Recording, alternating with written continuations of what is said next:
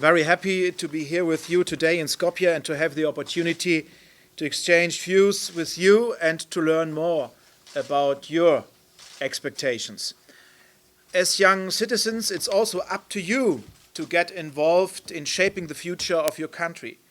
It's up to you to move your country forward into a fully functioning democratic society that provides its citizens with stability and prosperity.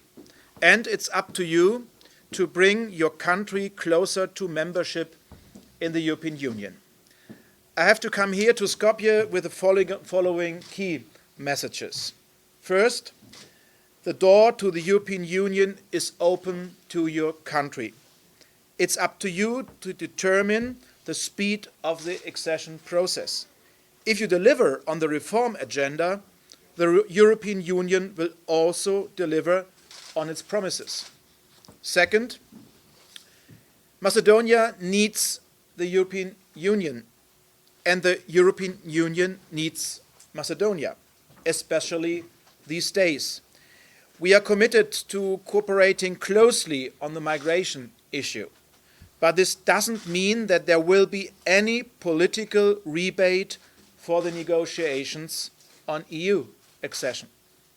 And third, the political crisis in your country needs to be solved immediately. Our expectations are very clear, as there is a political agreement on the table. There is only very limited time left to implement the measures needed to hold fair and orderly elections in April.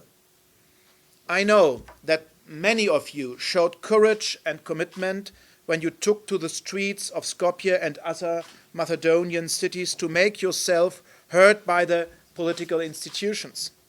I urge you, as leaders of tomorrow, to hold your political leaders accountable so that no more precious time is wasted. The domestic crisis has already slowed down progress in your country for too long. The negative trend in democratic governance has been visible for quite some time.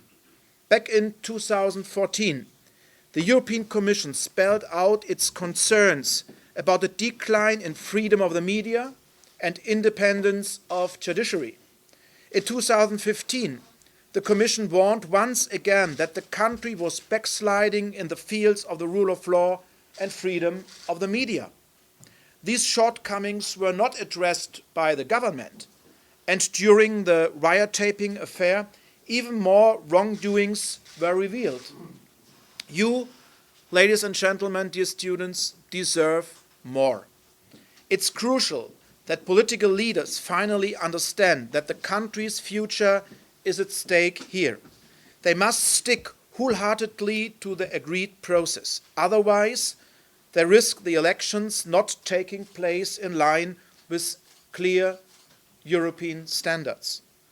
Our shared hope was to bring the crisis to an end with the help of the Pristina Agreement, which identifies urgent reform priorities, including systematic flaws in the rule of law, breaches of fundamental rights, threats to judicial independence and media freedom, corruption issues, and the inappropriate politicization of state institutions.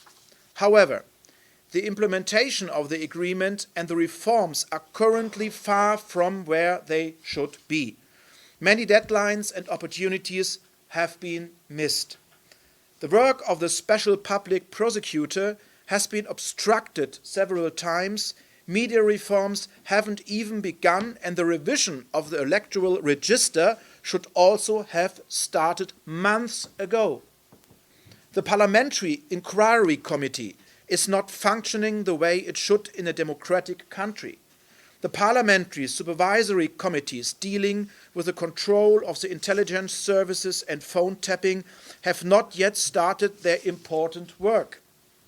Dear students, ladies and gentlemen, the full implementation of the Pristina Agreement would also leave us in a good position to revitalize the FYROM's EU integration process.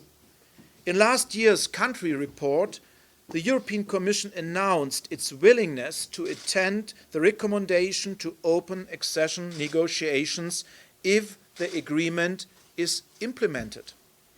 I know that the path to EU membership is long, hard, and exhausting. And I understand that you might even feel frustrated. It's your right to be impatient, but at the same time, it's also your obligation to speak up and to be part of this process. We are talking about changes that demand a lot from governments, but also from citizens. The negotiations are much more than a technical process for a political elite and legal experts. Becoming a member of the European Union is a project for whole society. We need a strong and active civil society to make the accession negotiations a success. I'm counting on your support. As Europeans, we have learned our lessons from previous enlargement rounds. The accession criteria need to be met in full before a country can join the European Union.